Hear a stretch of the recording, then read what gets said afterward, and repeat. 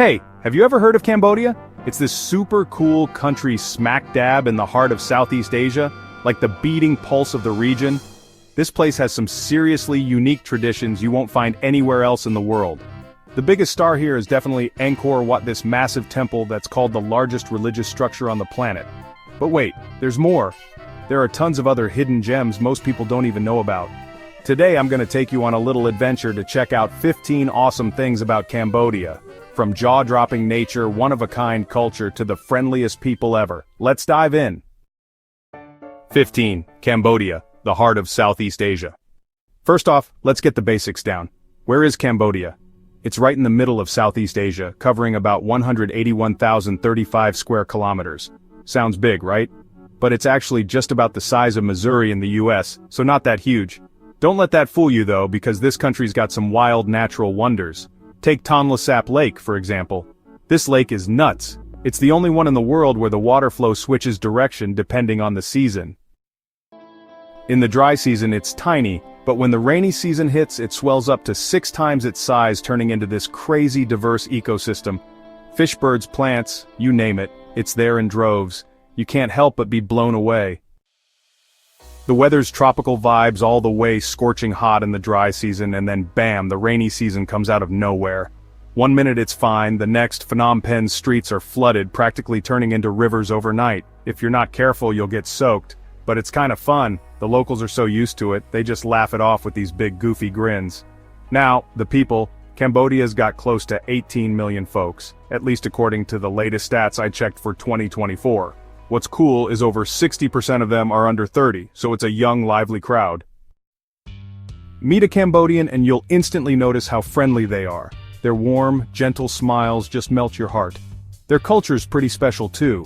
The Khmer language has this alphabet with 74 characters. Imagine trying to learn that, I'd be exhausted. Their flag's one of a kind, the only one in the world with a building on it. Yep, Angkor Wat again. Oh, and 90% of the people here are Buddhists, so you'll see temples everywhere, giving off this super peaceful vibe. Next up, let's talk about Cambodian women. They've got this beauty that's totally their own. You can't mix it up with anyone else. Their skin's this smooth, sun-kissed tan, their hair's long, shiny, and black as night, and their eyes, deep and captivating. One look and you're hooked. Their smiles are so soft and charming, like a mix of shy and magnetic. I've run into some of them at markets or on the streets, and every time they smile, I just want to chat them up. Their traditional outfits, called a sampot, sounds unfamiliar, right? It's like a long skirt, super soft and flowy, classy but still comfy. The younger ones these days are this cool blend of modern and traditional. They speak English like pros, they're tech savvy, but they still hold on to their roots with stuff like the Apsara dance. That dance is unreal, so graceful and smooth you can totally feel the Khmer spirit in every move. Oh, and about marriage in rural areas, a lot of girls end up marrying foreigners. I heard that since 2011 the government's put some rules in place to protect them, to stop scams or shady stuff. Want to know more? Drop a comment with number 7, I'll spill the details. Or if you're curious about tips to connect with Cambodian women, hit me with number 8, I've got some tricks up my sleeve. Old cars from the US and Japan. Now let's switch gears to the cars in Cambodia. You're gonna be shocked. The streets of Phnom Penh are packed with Toyota Camrys and Lexus RXs, like they're the unofficial national rides. Here's the wild part. Import taxes here are insane, 2 to 3 times higher than in the US. A Camry that's $10,000 in the States, over here it's $20,000 to $30,000. But people still snap them up, probably because those old American and Japanese cars are tough as nails and perfect for Cambodia's bumpy roads. What's even cooler is these cars start out with left-hand steering, but they get modded here to right-hand to fit the local rules. Watching the mechanics work their magic is impressive, they're so detailed. If you're a Toyota fan, comment number 4. Lexus lover, number 5. I'll share some extra car stories from here for you. Number 12. The love huts of the Kroing people. Okay, here's something totally wild from northeast Cambodia with the Kroing people. Over there, parents build these cute little wooden huts for their daughters called love huts. The idea? It's a space for the girls to hang out, meet guys, and pick their own partners. Like, you figure it out, your call, how awesome is that? The girls can say no whenever they want, no family pressure at all, so marriages are all about love.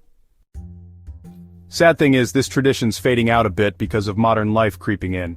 Still, it's such a beautiful symbol of freedom for the Krong. I bet being there soaking in that vibe would be so cool, weird and meaningful all at once. You can't talk about Cambodia without bringing up Angkor. It'd be a crime to skip it. This place is massive, 1,626 square kilometers, that's 4 times the size of modern New York. Back in the day, it was the capital of the Khmer Empire. Built in the 12th century, they used millions of tons of stone, heavier than Egypt's pyramids, and get this, no one's figured out how they moved it all. Total mystery. The highlights? Angkor Wat, of course, that stunning temple on the flag. Then there's Bayonne with those creepy but cool stone faces, and Ta Prohm, where giant tree roots wrap around the ruins like something out of a movie. Want to visit? Comment number 2, not your thing? Number 3, and I'll tailor the next bit for you. Life in Phnom Penh. Now Phnom Penh, Cambodia's capital, is this wild mix of old and new, calm and chaotic. Daytime's a mess. Tuk-tuks zipping everywhere, traffic jams galore. Traditional markets are buzzing with food and clothes right next to shiny shopping malls. The Royal Palace? It's dazzling, all golden and grand. You'll want to snap pics the second you see it. But nighttime's where it shines. The Tonle Sap River lights up with a million colors, bars and restaurants are hopping, and the rooftop spots? Romantic as heck. Sip a cocktail, stare at the twinkling river, it's pure chill. Phnom Penh's got this ancient meets modern vibe that sticks with you. No 9, the tuk-tuk experience. Last up for this part, tuk-tuks, Cambodia's traffic MVPs. These little three-wheelers fit 2 to 4 people, max out at 30 kilometers per hour, and cost way less than a taxi. They're perfect for weaving through narrow streets, and the drivers? They double as guides, throwing out basic English and tons of enthusiasm. Ask them anything, they'll point you right to it. Quick tip, skip the long addresses, just say the spot's name like Angkor Wat or Psar Thmei Market, and they'll zip you there fast. Riding a tuk-tuk's cheap, fun, and that cool breeze? Love it. When it comes to Cambodia, you can't skip the super iconic stilt houses of the Khmer people.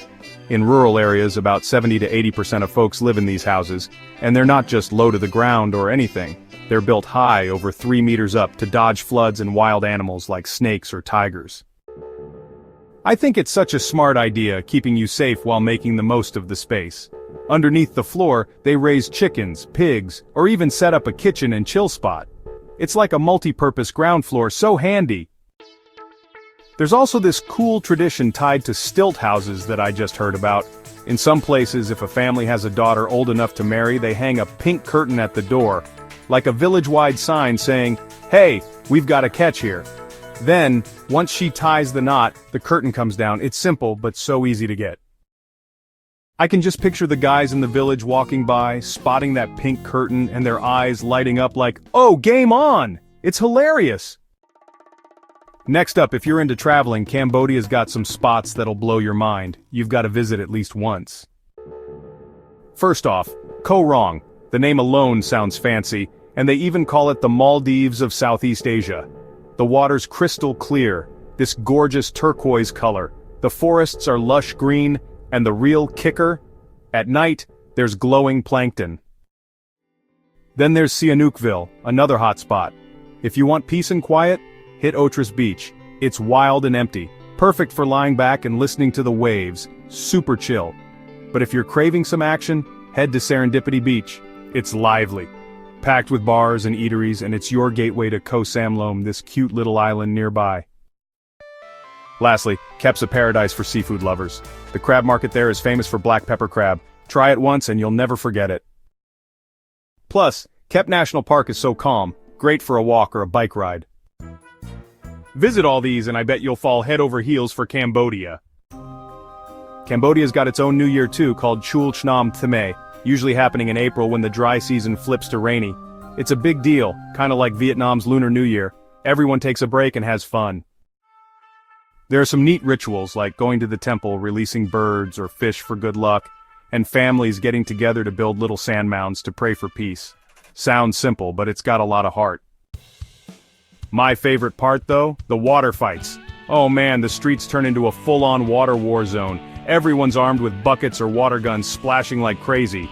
Cambodians believe the wetter you get, the luckier you'll be, so no one dodges it. Kids, old folks, everyone's in on it. I can just imagine how fun it'd be, like being a kid again. laughing your head off after getting drenched. If you're in Cambodia during this time, you've got to join in. Khmer culture's got some quirks that I find so cool. First off, housing. Like I mentioned, stilt houses are the go-to for flood protection. Then there's food. They often eat rice with their hands, no spoons or forks. I thought it was weird at first, but once I tried it, it felt so natural, like you're really connected to your meal. You roll the rice into a ball, dip it in fish sauce, or pair it with stewed fish. It's so good you forget everything else. Their greetings are worth noting too. Khmer people clasp their hands in a sampia, kinda like a Japanese bow but softer, showing respect. The higher the clasp, the more respect. It's simple but feels warm. Heads up though, if you visit, don't pat kids on the head. They see it as a sacred spot. And don't touch women without permission either. Just watch out to avoid any mix-ups. Speaking of Cambodia, you can't miss the sugar palm tree. It's literally their green treasure. These things shoot up to 30 meters, standing tall and proud, so much so they're on the national emblem and currency. They're not just pretty, they're insanely useful. The juice from the fruit is sweet and refreshing. They turn it into sugar or ferment it into wine, and it's amazing cold. The big thick leaves? Perfect for roofing houses or making books. Word is back in the day the sap even helped build Angkor. How clever is that? The best experience? Sitting in a palm grove, sipping fresh sugar palm juice, watching the sunset paint the sky red. It's peaceful and chill, like all your worries just melt away. If you're ever in Cambodia, try it. You won't regret it. Cambodia's got some festivals that are a blast. My favorite's Bonhomme Tuk in November. A dragon boat race on the Tonle Sap River, and it's wild. Crowds cheer like crazy. These beautifully decorated boats zoom across the water, all to pray for good crops, plus fireworks and a flower boat parade at night. Then there's Meek Bochia, held on the full moon of the third lunar month. It's calmer, people pray at temples, and at night, they walk around with candles, the glow making everything magical. These two are opposites, one's loud, one's quiet, but both show how special Cambodia is. If you don't try the food in Cambodia, you're missing out big time. It's drool-worthy. Top of the list is a muckfish, steamed in banana leaves with coconut milk, so fragrant and tender, perfect with rice. Baisak Truk, simple but killer white rice with grilled pork. Kai Teeves like a hot noodle soup, light and sweet, jazzed up with herbs. Numban Chok's fish noodles with tons of toppings, super fresh. Lap Khmer's a spicy sour meat salad, awesome with a beer. And Samlor Keiko's this cozy chicken veggie soup, great for rainy days. Cambodian food mixes spicy, salty, sour, and sweet just right. One bite and you're hooked. Foodies, get over here and dig in. Lastly, let's talk money in Cambodia. Super important if you're planning to visit or stay long-term. Housing's cheap, $150 to $500 a month in Phnom Penh, or just $110 in the suburbs. Utilities like electricity, water, and internet, $50 to $130 a month, not bad at all. Food depends. Eating out's $200 to $400 monthly, cooking at home's $150 to $220. Getting around's a steel tuk-tuks are $50 to $100 a month, public transport's $15 to $20. Other stuff like gyms $30 to $50, personal care's $100. All in, you can live comfy here for $500 to $1,000 a month. Cheap but still decent living, perfect for exploring Southeast Asia without breaking the bank. Want to settle down? Comment 1. Not into it? Comment 0. Need visa info? Hit 9. So, we just zoomed through 15 awesome things about Cambodia, from wild nature like the shape-shifting Tonle Sap Lake, to epic culture with Krung love huts and Khmer stilt houses, plus food that'll make you weak in the knees. Oh, and the living costs? Dirt cheap, great for trips or staying long. Cambodia's small but mighty, full of stuff worth checking out. Here's the fun part. Want details on marrying a Cambodian? Comment 7. Tips to charm Cambodian women? Number 8. Planning to hit Angkor? 2. Not interested? 3. Crazy about Cambodia and want to live here? 1. Nope. 0. Visa questions? 9. I'll get back to you. If you liked this video, smash that subscribe button, drop a like to cheer me on, and share it with your buddies if it's cool. Thanks for watching. Catch you in the next one. Bye-bye.